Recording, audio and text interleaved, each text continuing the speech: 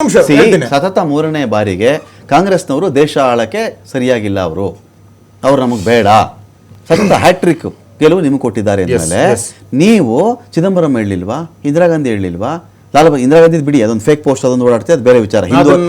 ಹಿಂದೂ ಅವರು ಅದನ್ನ ಕೋಟ್ ಮಾಡಿದ್ರೆ ಬೇರೆ ವಿಚಾರ, ಬಿಟ್ಬಿಡಿ. ಅವ್ರು ಹೇಳಿಲ್ವಾ ಇವ್ರು ಹೇಳಿಲ್ವಾ ಅಂದ್ರೆ ನೀವು ಬಹಳ ವಿಭಿನ್ನರಲ್ವೇ, ನೀವು ಅತೀತರಲ್ವ, ಕಾಲಾತೀತರಲ್ವೇನ್ರಿ ನೀವು ಯಾಕೆ ಇದನ್ನೇ ಅದೇ ಜಾಗದಲ್ಲಿ ಹೋಗ್ತಾ ಇದ್ರಿ ಅಂದ್ರೆ ನಿಮ್ಮನ್ನ ಯಾಕೆ ಆರಿಸ್ಬೇಕು, ಅವ್ರನ್ನೇ ಯಾಕೆ ಕೂರ್ಸನ್ ಬಿಡಿ ಮತ್ತೆ ಹಂಗಾದ್ರೆ. ತಿರ್ಗಾ ಚಿದಂಬರಂ, ತಿರ್ಗಾ ಕಾರ್ತಿ ಚಿದಂಬರಂ ಸರ್ ಏನ್ರೆ ಯಾರ ಶ್ರೀಮಂತ ಆದ ಕೋವಿಡ್ ಟೈಮಲ್ಲಿ ಯಾರ ಶ್ರೀಮಂತ ಲಿಸ್ಟ್ ಕೊಡ್ಲಾ ನಾನು ನಿಮ್ಗೆ?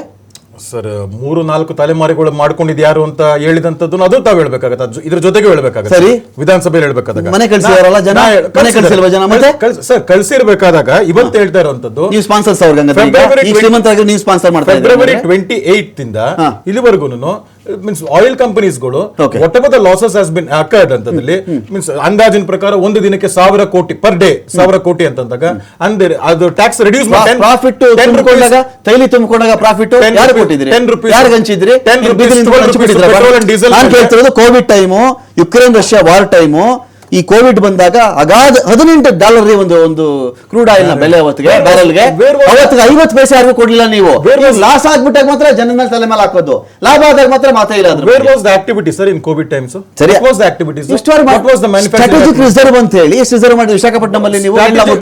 What is the strategic reserves capacity sir? ಅಪಾಯದಲ್ಲಿ ಬಳಸ್ತೀನಿ ನಾನು ಅಂತ. How many days? ಸರಿ, ಇವತ್ತು ಅಷ್ಟೇ. ಇದಕ್ಕೆ ಮುಂಚೆ ಒಂದು ವಿಷಯ ನಿಮ್ಮ ಗಮನಕ್ಕೆ ತರಕ ಇಷ್ಟಪಡ್ತೀನಿ ನಾನು. ಇದು ಮೊದಲ ಏನಿತ್ತು ಅಂತ ಹೇಳಿದ್ರೆ 60 ರೂಪಾಯಿ ಪೆಟ್ರೋಲ್, 60 ರೂಪಾಯಿ, 50 ರೂಪಾಯಿ ಅಂದ್ರೆ 50 ರೂಪಾಯಿ, 70 ರೂಪಾಯಿ ಅಂದ್ರೆ 70 ರೂಪಾಯಿ. ಇದಾದ್ಮೇಲೆ ಒಂದು ಪಾಲಿಸಿ ಬಂತು, ಅಂತಾರಾಷ್ಟ್ರೀಯ ಮಾರುಕಟ್ಟೆಗಳ ಬೆಲೆಗಳಿಗೆ ಅನುಗುಣವಾಗಿ ನಾನು ತೈಲ ಬೆಲೆ ನಿಗದಿ ಮಾಡ್ತೀನಿ ನಿಮಗೆ.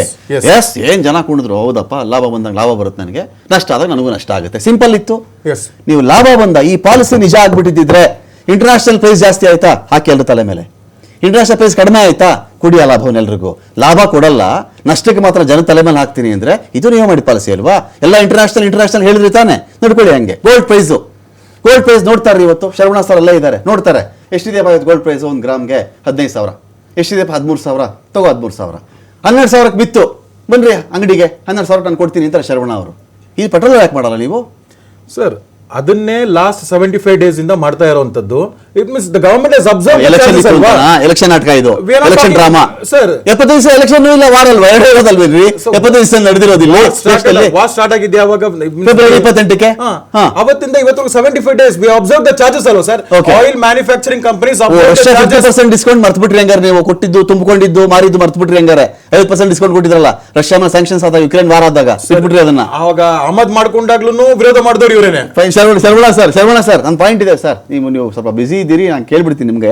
ಪಾಯಿಂಟ್ ಏನಂದ್ರೆ ಸರ್, ಈಗ ನಾನು ನಿಮ್ಮನ್ನ ಕನ್ಫ್ಯೂಸ್ ಏನಾಗುತ್ತೆ ನಮಗೆ ಅಂದ್ರೆ, ಶರವಣ ಸರ್ನ ರಾಜ್ಯ ಚಿನ್ನ ವರ್ತಕರ ಸಂಘದ ಮುಖ್ಯಸ್ಥರನ್ನಾಗಿ ಮಾತಾಡಿಸ್ಬೇಕಾ, JDS ಅವರಾಗಿ ಮಾತಾಡಿಸ್ಬೇಕಾ, ಅದನ್ನ ಸ್ವಲ್ಪ ಕನ್ಫ್ಯೂಷನ್ಸ್. NDA ಪಾರ್ಟ್ನರ್ ಸರ್ ಕೇಳಿಸ್ತಿದ್ಯಾ?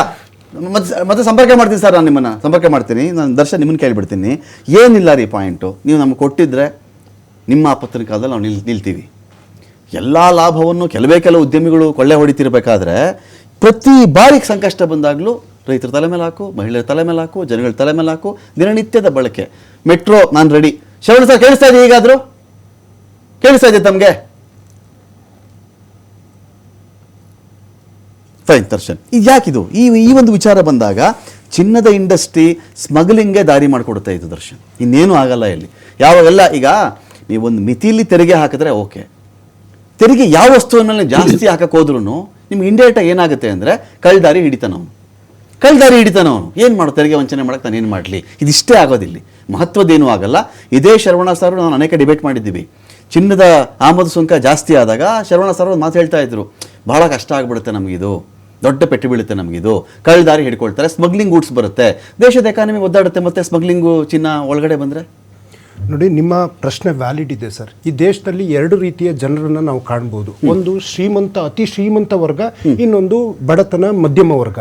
ಇವತ್ತು ನಮ್ಮ ಕಾಂಗ್ರೆಸ್ ಆಳ್ವಿಕೆನಲ್ಲಿ ಇದ್ದಾಗ ಬ್ಯಾಂಕ್ಗಳ ರಾಷ್ಟ್ರೀಕರಣ ಆಗಿರ್ಬೋದು, BSNL ಆಗಿರ್ಬೋದು, LIC ಆಗಿರ್ಬೋದು, ಪೋರ್ಟ್ಗಳಾಗಿರ್ಬೋದು, ಏರ್ಪೋರ್ಟ್ ಆಗಿರ್ಬೋದು, ಎಲ್ಲದೂ ರಾಷ್ಟ್ರೀಕರಣಗೊಂಡಿದ್ವು. ಇವತ್ತು ಎಲ್ಲದನ್ನೂ ಖಾಸಗೀಕರಣ ಮಾಡಿ ಕೆಲವು ಉದ್ಯಮಪತಿಗಳು ಇವತ್ತು ತಾವು ಬೆಳೆದ್ರು, ನಮ್ಮಿಂದ ದೋಚಿ. ಆದ್ರೆ ಇವತ್ತು ದೇಶ ಆಪತ್ನಲ್ಲಿದೆಯಲ್ಲ, ನರೇಂದ್ರ ಮೋದಿ ಅವರೇ ಅವ್ರಿಗೆ ಕೊಡುಗೈ ದಾನಿಗಳಾಗಿ ಬೇರೆ ಬೇರೆ ದೇಶಗಳನ್ನು ಹೋಗಿ ಬಿಸ್ನೆಸ್ ನ ಸಂಬಂಧಗಳನ್ನ ಬೆಳೆಸಿದ್ರಲ್ಲ, ದೇಶ ಸಂಕಷ್ಟದಲ್ಲಿದೆ, ದೇಶಕ್ಕೆ ಸಹಾಯ ಮಾಡಿ ಉದ್ಯಮಿಗಳು. ಆ ಒಂದು ಮನಸ್ಥಿತಿ ಮಾನವೀಯತೆ ಆ ಉದ್ಯಮಿಪತಿಗಳಿಗೆ ಇದೆಯಾ?